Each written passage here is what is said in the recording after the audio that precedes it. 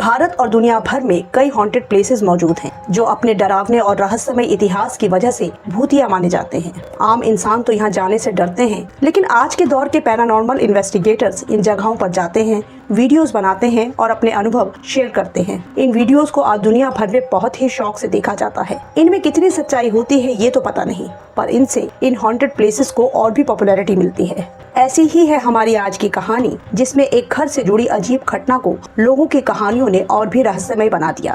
Police भी इसमें उलझ कर रह गई, पर इसे आज तक सुलझा नहीं पाई। इस अनसॉल्व मिस्ट्री को यूट्यूबर्स की वजह से इतना प्रचार मिला कि आज इस घर की गिनती इंडिया के मोस्ट हॉन्टेड प्लेसेस में होती है।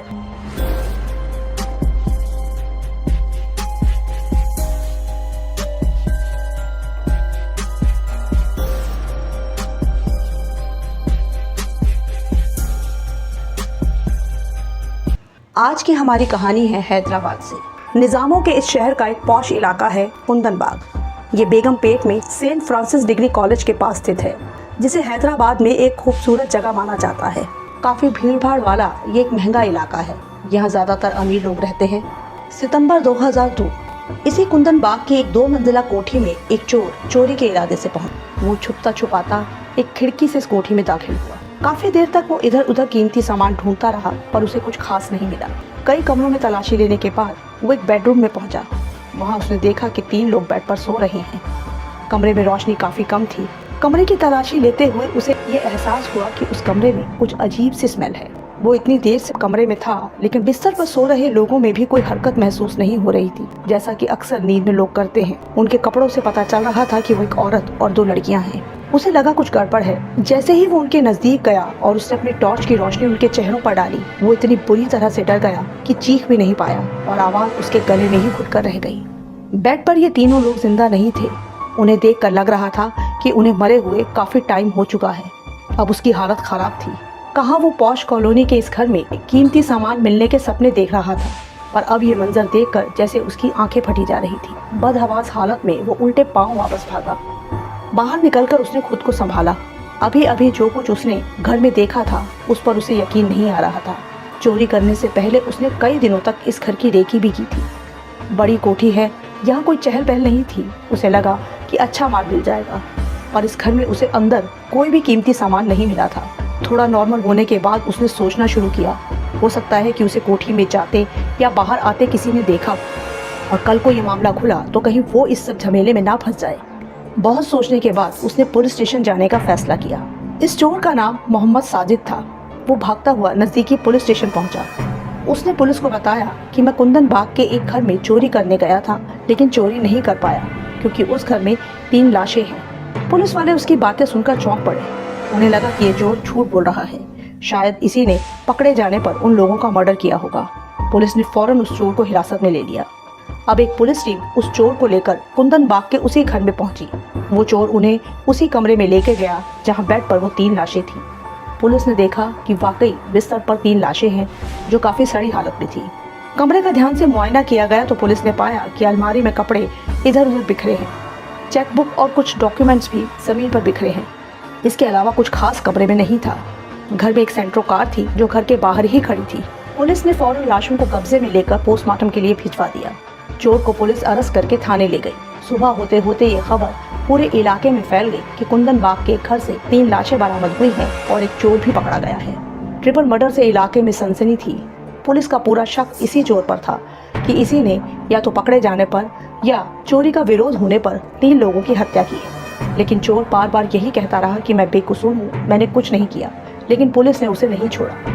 2-3 दिनों बाद जब पोस्टमार्टम रिपोर्ट आई तो अब चौंकने की बारी पुलिस की थी। पोस्टमार्टम रिपोर्ट के अनुसार इनकी मौत 3 से 4 महीने पहले हो चुकी थी और तब से ही ये लाशें वहाँ सड़ रही थी। पता नहीं 3 महीने पुरानी डिकम्पोज लाशों को देखकर भी पुलिस को ये क्यों लगा कि चोर ने आजकल में ही उनका मर्डर किया है। पुलिस के लिए ये सब बहुत हैरान कर देने वाला था। इस हिसाब से चोर जो कह रहा था वो सच था। चोर के घर में घुसने से 3 महीने पहले ही उनकी मौत हो चुकी थी। पुलिस के पास चोर की कहानी पर यकीन करने के अलावा अब कोई चारा नहीं था। पर ये मौतें कैसे हुई, इस गुत्थी को सुलझाने के लिए पुलिस फिर से कुंदन बाग की उस कोठी में पहुंची। नए सिरे से शुरू हुई इस जांच में पुलिस को घर से काला जादू, भूत प्रेत और तंत्र मंत्र से जुड़ी हुई किताबें और इसी से जुड़ा हुआ कुछ सामान मिला। उस बेडरूम में एक फिनाइल की खाली बोतल भी मिली। पोस्टमार्टम रिपोर्ट में मौत का कारण जहर पीने से हुई मौत ही था। पुलिस ने अंदाजा लगाया कि शायद इसी बोतल से फिनाइल पीने से ही उन तीनों की मौत हुई थी। पर इस तरह खुदकुशी की वजह क्या थी? पुलिस ने अब इस घर से जुड़ी जानकारी लेने के लिए आसपास के लोगों से बातचीत करनी शुरू की। पुलिस ने नोटिस किया कि जब से पड़ोसियों को पोस्टमार्टम रिपोर्ट का पता चला है कि ये मौतें 3-4 महीने पहले हुई हैं, सभी सदमे में थे, या ये कहें कि डरे हुए थे और दहशत में थे। कारण पूछने पर जो कहानी सामने आई उसने पुलिस को भी कंफ्यूज करके रख दिया। कहानी कुछ इस तरह से थी कि इस घर के आसपास रहने वाले लोग ये मानने को तैयार ही नहीं थे कि इस घर में रहने वालों की मौत 3-4 महीनों पहले हो चुकी है, क्योंकि कई लोगों का ये दावा था कि उन्होंने इस घटना से 1-2 दिन पहले भी इन माँ बेटियों को घर में घूमते हुए देखा था। किसी ने कहा कि 1 हफ्ते पहले उसने उन्हें जिंदा देखा है। जिस दिन चोर उस घर में घुसा था उस शाम भी इन्हें देखने का दावा किया गया, और ये कोई एक पड़ोसी नहीं बल्कि कई लोग ऐसा दावा कर रहे थे। अब अगर ये लोग 3 महीने पहले ही मर चुके थे तो क्या उन्होंने इनके भूत को देखा था? अब इसी बात से सभी डरे हुए थे। पुलिस भी इन स्टेटमेंट से हैरान और परेशान थी कि ऐसा कैसे हो सकता है। लाशों की हालत बता रही थी कि वो महीनों पुरानी थी, डिकम्पोज हो चुकी थी। इन सभी पड़ोसियों और चश्मदीदों के बयान के निचोड़ से जो कहानी निकलकर सामने आई उसने कुंदन बाग के इस घर को सुर्खियों में ला दिया, और ये बहुत ही अजीब और डरावनी कहानी थी। अब आते हैं इस कहानी पर। इस घर में एक माँ और 2 बेटियां रहती थी। माँ का नाम जयाप्रदा था और उनकी उम्र 56 साल थी। पड़ोसियों के कहे अनुसार इन तीनों का बिहेवियर बहुत ही अजीब और डरावना था। रोज रात को ये तीनों अपने हाथों में कैंडल लेकर निकलती और अपने घर के चक्कर लगाती थी। कभी कभी ये कैंडल्स लेकर घर के बाहर सड़क पर भी घूमती थी। बेटियों के हाथ में अक्सर एक बॉटल होती थी जिसमें लाल रंग का लिक्विड होता था। अब कुछ लोगों का कहना था कि वो खून था। अब क्योंकि इन तीनों की हरकतें किसी जादू टोने के रिचुअल जैसी होती थी, इसलिए लोगों का ऐसा सोचना स्वाभाविक भी था।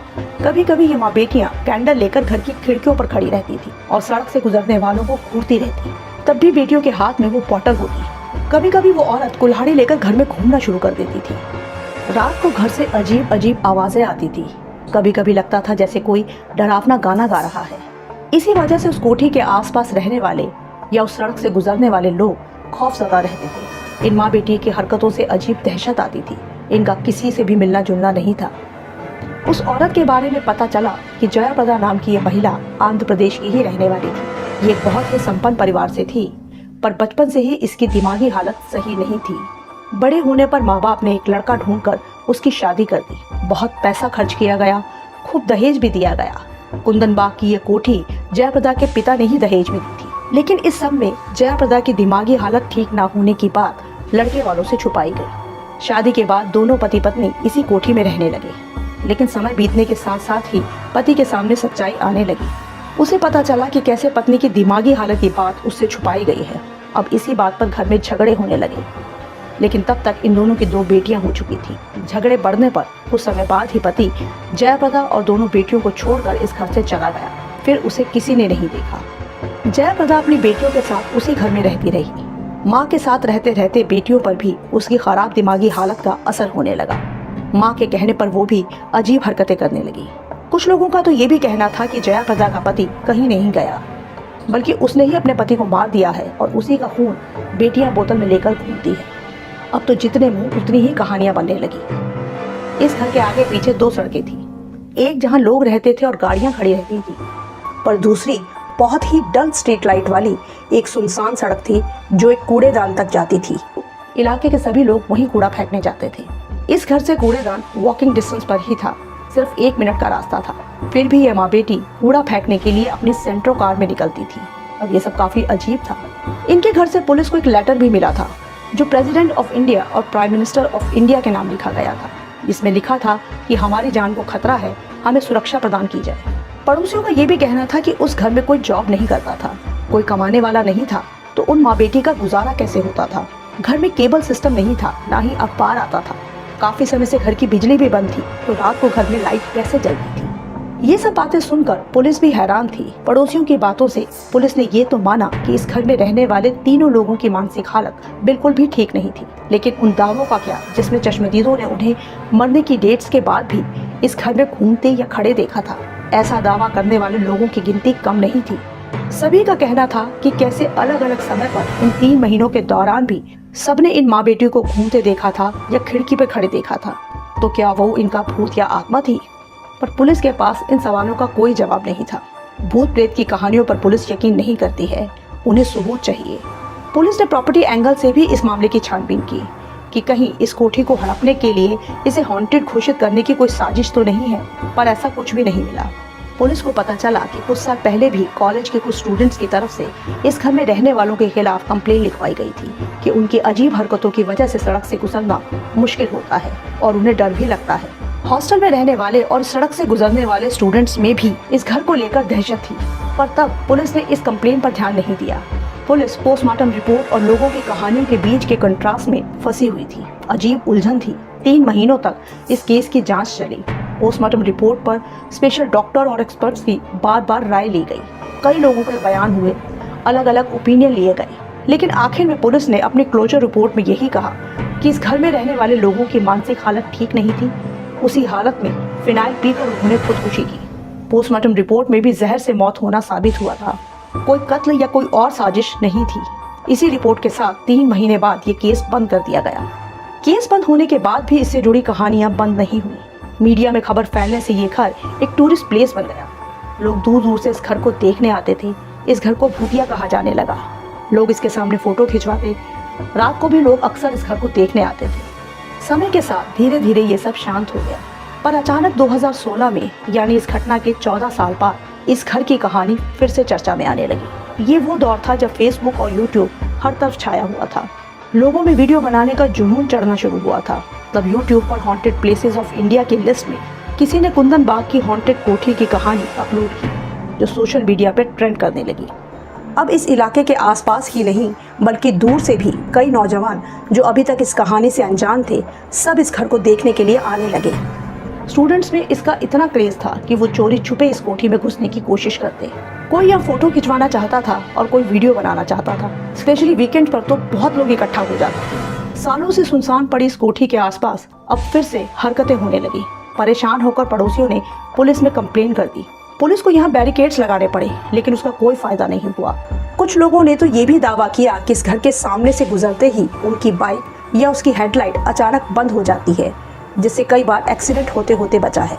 कुछ लड़कों को पुलिस ने अफवाह फैलाने के जुर्म में पकड़ा, जिनका कहना था कि उन्होंने इस घर में रात के समय किसी महिला को चीखते चिल्लाते और भागते हुए देखा है। पुलिस ने 50 से ज़्यादा स्टूडेंट्स को अलग अलग समय पर यहाँ घुसपैठ करने, अफवाह फैलाने या इस इलाके की शांति भंग करने के जुर्म में पकड़ा और उन्हें वार्निंग देकर छोड़ा। ये सिलसिला काफ़ी लंबा चलता रहा। उन्हें रोकना मुश्किल हो रहा था।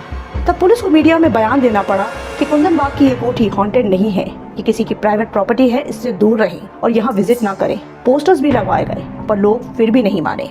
पर यहाँ लोगों के आने का सिलसिला जारी रहा। तब इस इलाके में रहने वाले लोगों ने प्राइवेट सिक्योरिटी गार्ड्स भी हायर किए ताकि इन लोगों को रोका जा सके, और ये सिलसिला काफ़ी दिन तक चला। आज भी इस कोठी को लेकर यूट्यूबर्स में क्रेज है और यहाँ घुसपैठ की खबरें आती रहती हैं। पुराने पड़ोसी और वो चश्मदीद आज भी वही दावा करते हैं। वो आज भी अपने बयान पे कायम है कि उन्होंने उन तीनों को मरने वाली डेट्स के बाद भी उस घर में देखा था। पुलिस ने अपनी तरफ से रिपोर्ट देकर केस बंद कर दिया, पर पड़ोसियों के दावों का उनके पास कोई जवाब नहीं था और ये कहानियां यूं ही बनती रही। इन्हीं दावों और कहानियों ने कुंदन बाग की इस कोठी को हॉन्टेड करार दे दिया। ना ही कभी इस कोठी का कोई खरीदार मिला और ना ही किसी ने इस कोठी पर दावा पेश किया। पर सच तो ये है कि आज भी लोग इस घर के पास से गुजरने से डरते हैं। आज भी ये कोठी यूं ही वीरान अपने अंदर तमाम राज दफन किए कुंदन बाग में मौजूद है और हैदराबाद के मोस्ट हॉन्टेड प्लेसेस में इसका नाम शामिल है। अगर आपको हमारा काम पसंद आ रहा है तो वीडियो को लाइक और चैनल को सब्सक्राइब जरूर कर लें। मिलते हैं नेक्स्ट वीडियो में।